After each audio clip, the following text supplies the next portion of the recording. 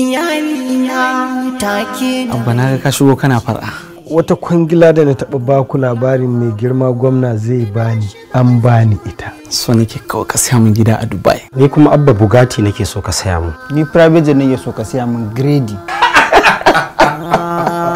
Iyalina 18,000 ɗin da kace zan fara ɗauka. Zan rinka ɗaukan ta ne duk bayan awa. Na ma'aikaci karami musamman cleaner shine 18,000 a wata. Ta yaya ni ina matsayin ɗanka in je ƙasar waje in yi karatu in yi digiri har guda 2 in dawo sannan kuma in bige a matsayin kilina a rika ɗaukan naira 18,000 ana biya na. Kawai sai ka rika ce kamar kai kaiwa.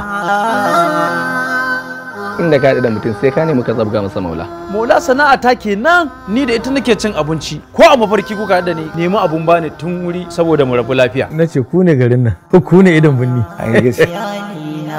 Hatta kasuwanci zaka ce sai ka samu malami ka tambaye shi, wallahi wata sa rigar da zaka sa masa ya ce haramun ce karkasa. Layi na tashi ne abu bani da ko sisi. A ɗauki salaran kuma ka dinga ce me kai da kuɗin ka. Ko a iya katin waya ma wallahi sai in saka nan 18,000. To yanzu kana so ka rika ɗaukar miliyan 18 kenan ko?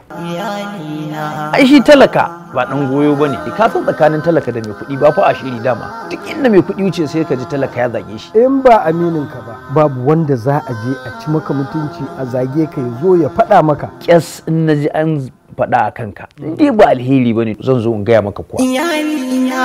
Ina so ku samo min mutumin kuma wanda kuka san komai game da shi, kuka san shi back and front. Duk wata tambayar da na yi muku a kansa lalle kuna da amsar ta. Kwana 2 idan kuka gota kwana 2 ko da awa 2 kun waɗi. Sunan waye dace mu kai? Baba mana. Yaushe ka samu tabin kwakwalwa har zaka ce akai sunan baba a je a damfare shi? To in ba shi ba, wa ka sani wanda muke da tabbacin duk tambayar da suka yi mana akan shi zamu yi amsa. Waye wannan? Ya miskini ne. Na zo ne dan yangwal ne na. Dan yangwal? Taimaka mana saboda Allah da Allah. Da Allah wuce kai, ba mu da canji na. Mun sake haɗo a